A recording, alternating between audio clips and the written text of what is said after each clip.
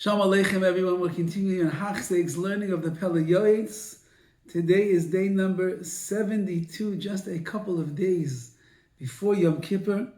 And we're holding over here in the chapter of Asifa, which means Sefer Compilations, the Svarim that the Pele Yoetz is speaking about that compile through the massive research that they do of all of the different svarim that are out there, the sources of what is the exact halacha, how to be able to live your life like a Jew. If you don't have halacha, how can you do that? And he speaks about the milas, the great benefits of them. Today he gives a little bit more caution to the authors of such works to make sure that they do the proper job. Even someone who writes a sefer of shailas and shuvas, questions and answers in halacha. These are halachic responses that you find throughout all of the bati midrashim, all of the yeshivas, all the koilim. There are many Baruch Hashem gifted Talmidei Chachamim over the generations that were able to compile the questions that they had and the tshuva, the answer to that particular halachic shaila.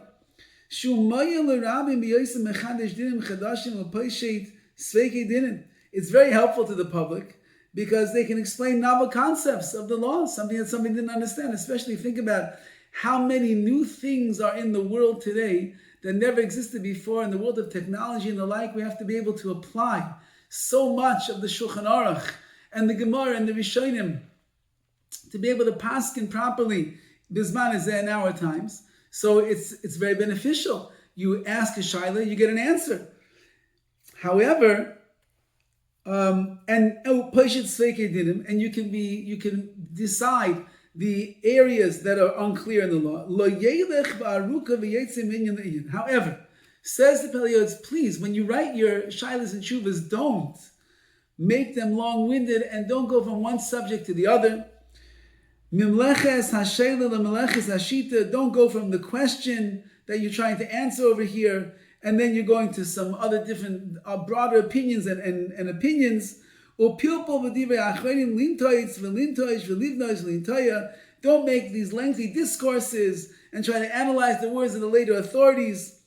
And you're coming to uproot them and smash down some of the positions and the like. Or you want to build and you want to plant with other ones. Don't do that, says the Pele Yoetz.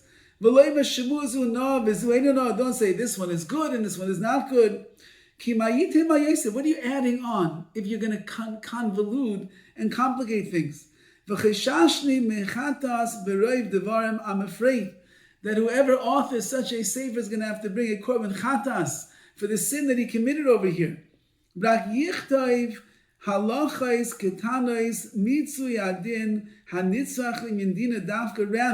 just write concise halachic responsa. Only include those things that are essential in coming up with the right decision and that you will need in order to decide future halachic rulings.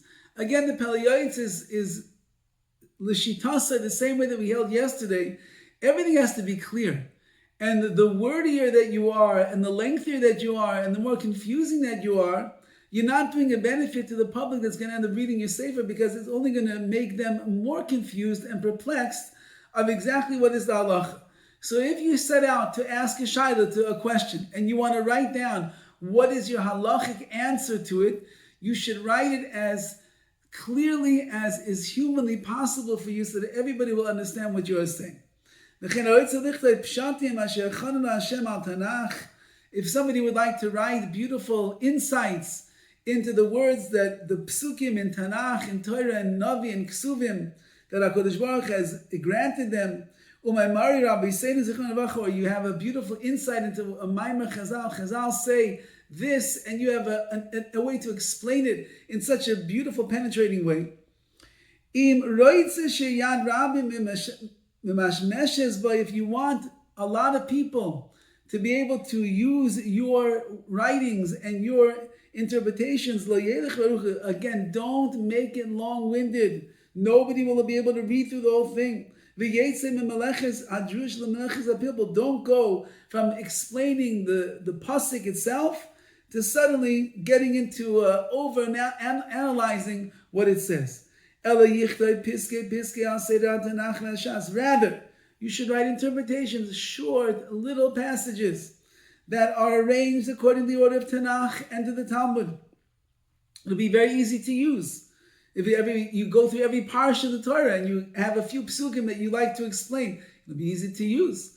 If you go through all of Nach, you go through the Navi, through Ksuvim, and you go through in order, it'll be easy to use. You go from the beginning of Shas till the end of Shas, and you go through all the Geshmak and Maimar Chazal that you like to say over, and you have gems the way that you explain them, then it'll be easy to use and understand. Says the Pele Yoetz, when you have these interpretations that are mixed in with Musar guidance and the like, they are sweet and they are appealing. People will remember them. And they have Yirah Shamayim, of course, if you have the fear of Hashem in there as well, wonderful. Someone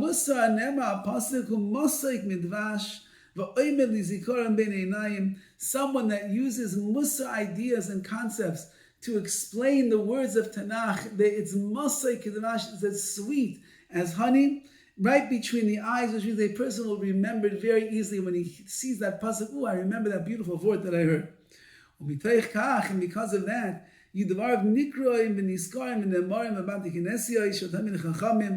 you'll be zeicher that your words will be read in the Beis Midrash of Tamid Chacham about the midrashos and in the shuls and in the Beis Midrash. People want to learn it. You bring merits to the Rabbim, to the masses. And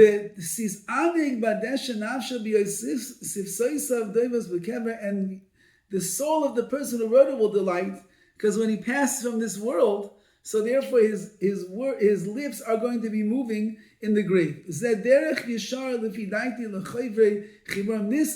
the Pele Yoetz, is, in my opinion, what I see is the proper way for those that are going to write compilations of halacha, of psukim, of Maimar Chazal.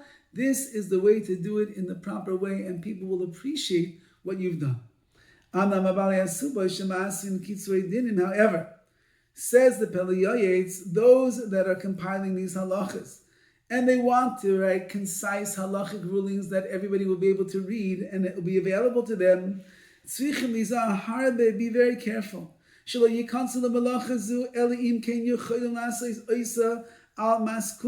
not go into this malacha, meaning don't try to write such a compendium of halachas where you're doing it concisely, unless you have the ability to go through it properly. You don't want to bring a destruction from this as a result.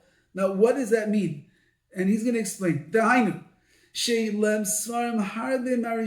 You must have many works written by the Rishonim and the Achronim, the earlier commentaries, like Rashi, the Ramban, and the like, and the later commentaries as well, that we call the Achronim. And you have to have a lot of those works at your disposal. And you better study them very good so you're clear on what each and every one of them is saying.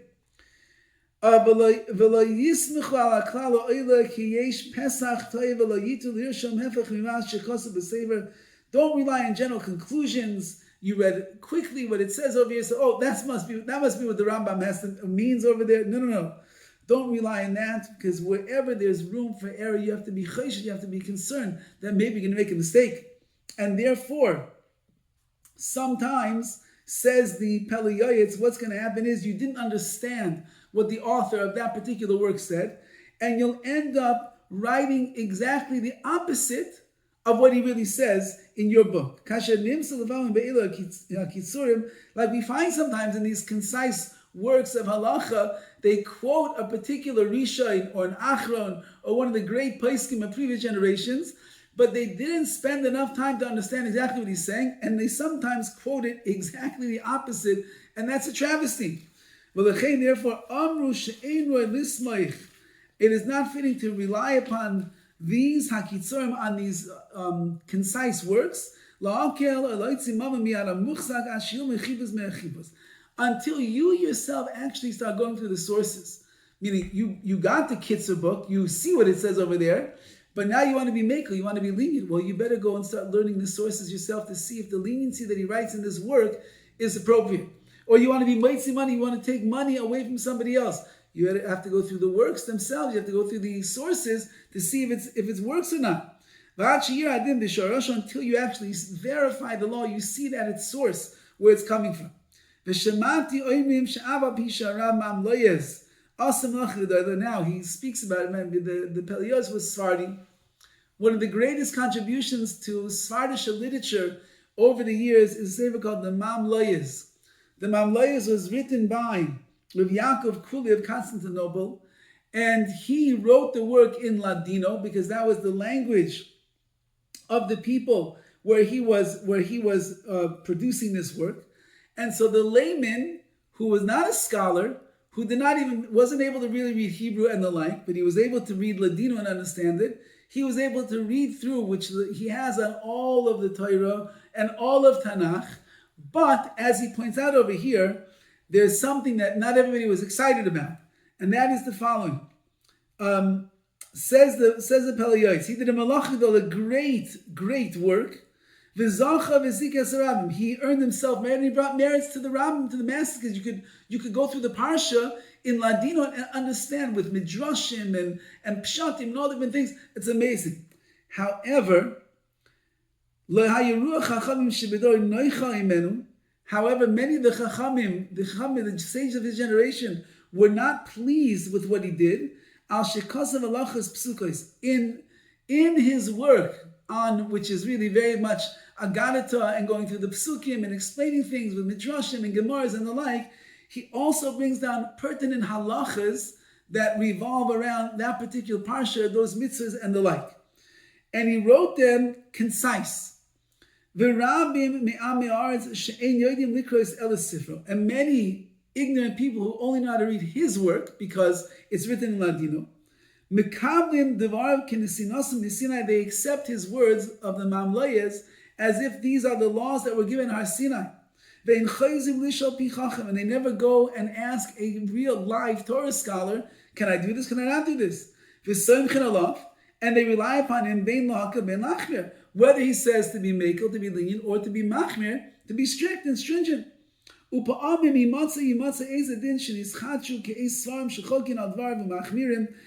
the truth of the matter is, sometimes there'll be other halachic works that are produced, and they will argue with his opinion, and they will rule more stringently in this particular case. And therefore, it is really fitting for the person now in this generation to be machmir in that particular halachic ruling, that the Mamloyes was lenient, but a more current Paisek is going to be more stringent for reasons that he has more awareness of. Therefore, those who don't speak Hebrew, be very careful to paskin from reading halachic works that are written in other languages. For example, Baruch Hashem, in our world, in our day and age of English works, there's so many works on halacha, so many, the Shabbos Kitchen, and Kashrus, and you name it, and Hilchas Nida, whatever you want, the laws of mezuzah, tefillin, everything you could possibly want, all the laws of Shabbos, all the laws of tefillin, all the laws of davening, all the laws of Yom Tov, all the laws of Chol Hamoed, everything is there, all in English. Now he's saying, be careful, because those books are meant to teach you what halachas are, but you cannot always paskin lenient or stringencies based upon those works. And therefore he says you should be very, very careful. Don't be lenient when you should really go and ask a chacham, ask a scholar of the generation that you're in to make sure that you're doing the right thing.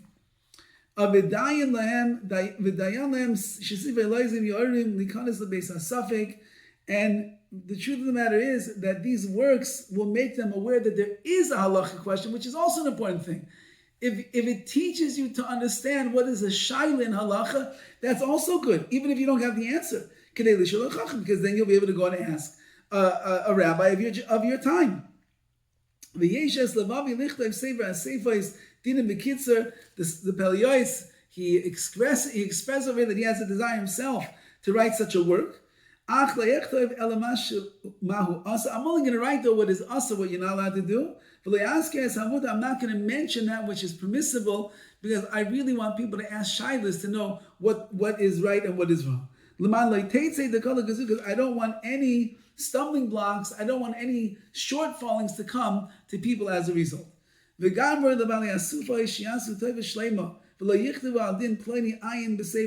then he adds one last caution to those that are writing such concise works of halacha.